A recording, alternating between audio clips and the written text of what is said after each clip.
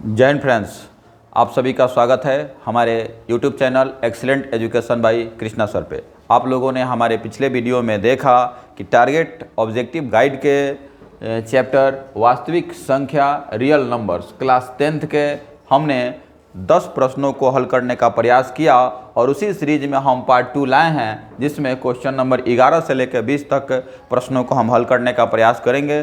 तो आइए देर न करते हुए हम अपने पहले प्रश्न की ओर चलते हैं। और यहाँ दिया गया है हमारा जो पहला प्रश्न है कि √10 * √15 है। आपको बताना है कि ये परिमेय संख्या है, अपरिमेय संख्या है, पूर्णांक संख्या है या प्राकृतिक संख्या है। तो इस प्रकार हम देखते हैं कि यदि इस हम सवाल को देखें तो यदि √10 गुना √, जो हमारा 15 है, इसको यदि तोड़ा जाए या फिर दोनों को अगर एक ही रूट में अगर हम इसे डाल दें, तो अगर इस प्रकार हम इसे तोड़ें तो हमारा जो 10 है उसको 2 गुने हम 5 लिख सकते हैं और जो 15 है इसे हम 3 गुने 5 लिख सकते हैं। तो इस प्रकार देखें तो 5 तो बाहर आ जाएगा, लेकिन फिर भी 2 और गुने 3 अंदर ही रह जाएगा। और आप जानते हैं कि जब भी कोई संख्या रूट से बाहर नहीं निकलती है तो उसे हम अपरिमेय संख्या कहते हैं। और यहाँ एक संख्या तो परिमेय है और दूसरा अपरिमेय है, और दोनों जब मिल जाएगा यानी दोनों का गुना हो जाएगा तो दोनों का गुणनफल अपरिमेय संख्या को सूचित करता है। इस प्रकार हमारे इस सवाल का जो जवाब होता है ऑप्शन बी हो जाता है। फिर हम अपने नेक्स्ट प्रश्न पे बढ़ते हैं और हम अपने अगले प्रश्न को देखते हैं कि जो हमारा अगला प्रश्न है दिया गया है कि 156 बराबर 2 का पावर x गुने 3 का पावर y गुने 13 का पावर z हो तो x + y + z का मान आपको बताना है।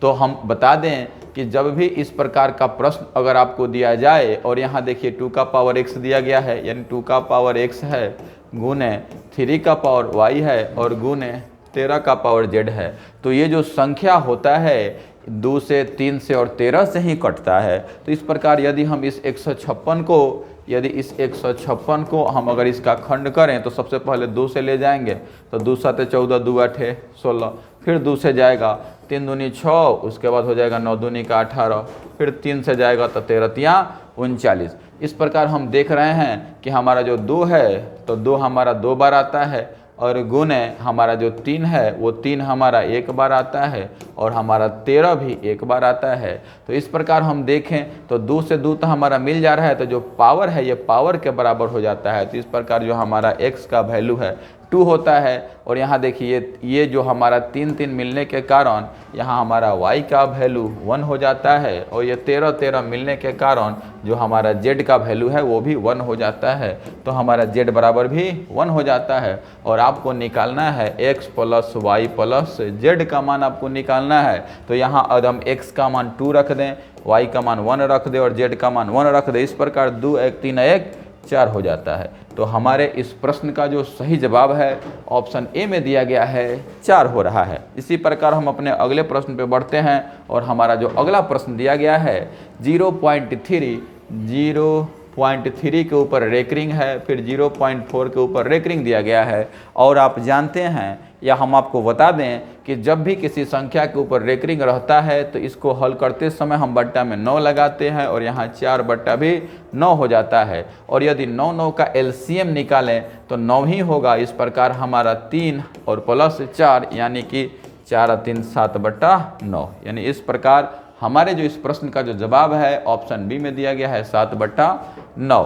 फिर हम अपने अगले प्रश्न पे बढ़ते हैं और हमारा जो अगला प्रश्न है दिया गया है यदि q एक धनात्मक पूर्णांक है, यानी q यानी धनात्मक पूर्णांक का बात कहा गया है, तो निम्नलिखित में कौन धनात्मक विषम पूर्णांक के बारे में आपको खोजना है। हम मानते हैं कि q जब धनात्मक पूर्णांक इसके जगह पर 1 2 3 4 यानी अनंत तक संख्याओं को हम ले सकते हैं, लेकिन धनात्मक में ले सकते हैं और हमें विषम पूर्णांक का बात कहा गया। तो ऑप्शन ए में जो दिया गया है 6q + 1, तो यानी हम q के जगह पर यदि 1 ले लें +1 तो 6 कम 6 और 1 7 हो जाता है। फिर यदि q के जगह पर 2 ले लें +1 तो 6 दूनी का 12 और 1 13 हो जाता है। यदि इसी q के जगह पर हम 3 ले लें तो होगा 6 3 18, 3 और +1 भी करना होता है,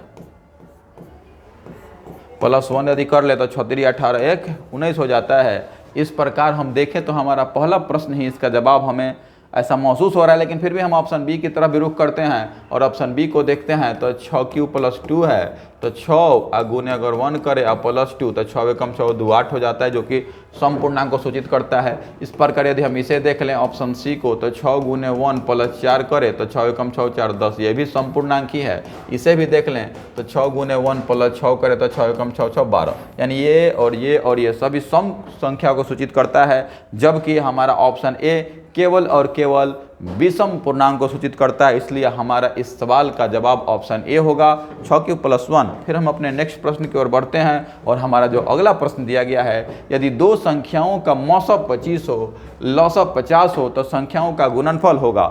हम आपको बता दें कि एक सूत्र होता है, पहली संख्या गुने दूसरी संख्या बराबर मौसम और गुने लौसम। पहली संख्या गुने दूसरी संख्या बराबर मौसम गुने लौसम।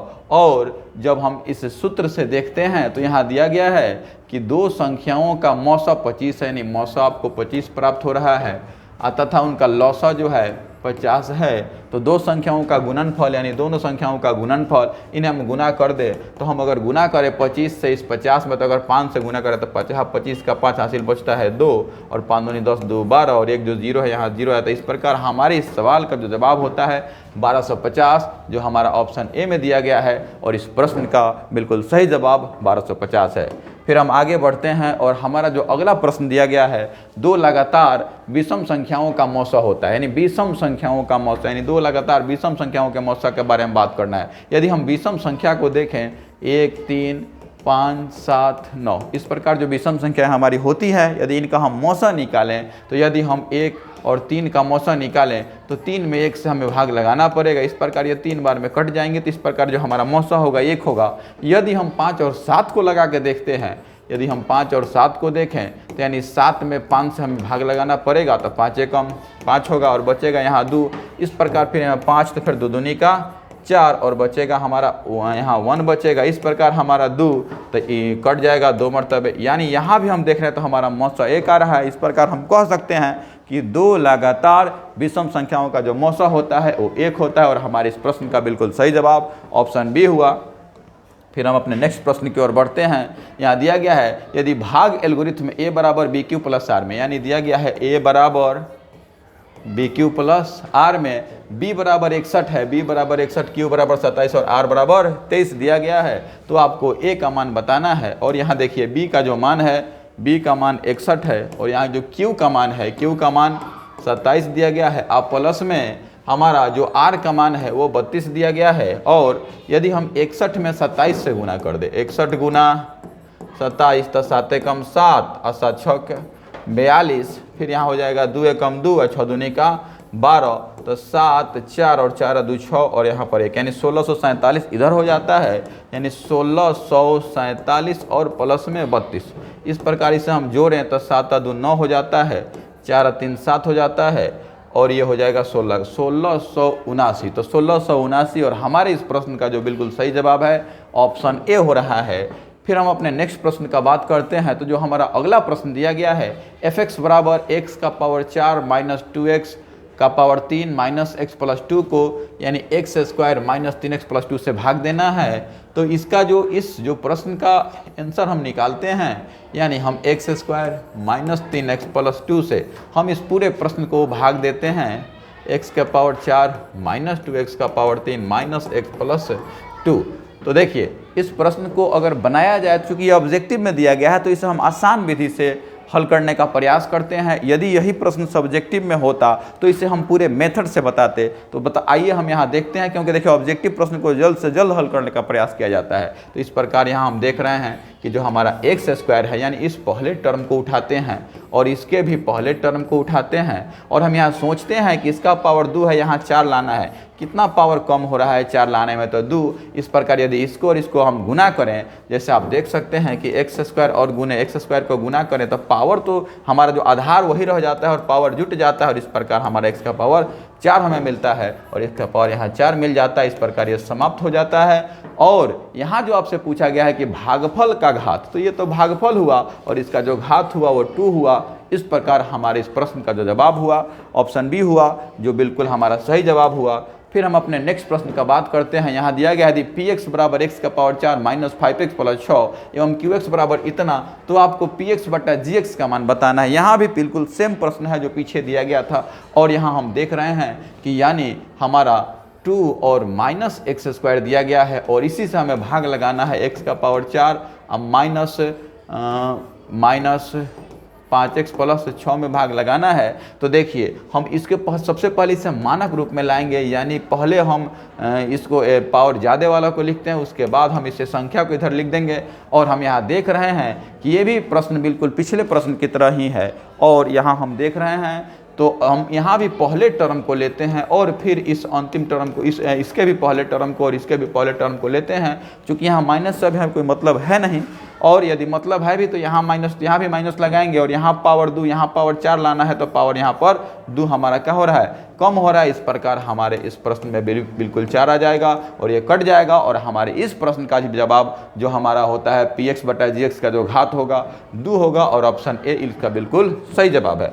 फिर हम अपने अगले प्रश्न की ओर बढ़ते हैं, और आज का यह अंतिम सवाल है। इस प्रकार हम देख रहे हैं कि 140 जो बराबर है 2x 5y इतना plus x plus y minus z बताना है। तो हमने आपको पिछले प्रश्न में ही बताया कि जो भी इधर संख्याएं दी होती हैं और जो इधर संख्याएं दी होती हैं, ये जो संख्याएं होती हैं, ये जो इधर संख्याएं दी होती हैं, इसी से ये संख्या कटने वाली होती है। इस प्रकार यदि हम 140 को अगर हम इसको खंड खंड करें तो ये 2 से कटेगा, और 2 7 14 70 बार में कटेगा, फिर 5 से कटेगा, 2 ही से काट के देखते हैं इसको, फिर 2 से कटेगा, तो 2 से कटेगा 2 3 6 और 2 5 10, फिर इसको हम 5 से काटे तो 5 7 35। इस प्रकार हम देख रहे हैं कि जो हमारा 2 है वो 2 बार आया है तो 2 का पावर 2 हो जाता है, और जो हमारा 5 है 1 बार आया है, और जो हमारा 7 है 1 बार आया है। इस प्रकार हम देख रहे हैं कि यहाँ भी पावर 2 और यहाँ x, तो यानी x का जो वैल्यू होगा वो 2 हो जाएगा। यहाँ देखिए इस जो y का वैल्यू होगा वो 1 हो जाएगा,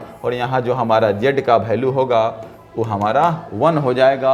इस प्रकार अब जो यहाँ पे जो प्रश्न दिया गया है, इस प्रश्न को यदि हम देखें तो हमारा जो यहाँ दिया गया है, यदि इसे हम देखें तो यहाँ जो हमें जो सवाल दिया गया है x plus y minus z का मान आपको बताना है। तो x का मान 2 आ गया, y का मान 1 और z का भी मान 1। इस प्रकार यदि हम बोडमास के नियम से देखें तो पहले जोड़ते हैं 3 और फिर घटाते हैं तो यहाँ 2 होता है।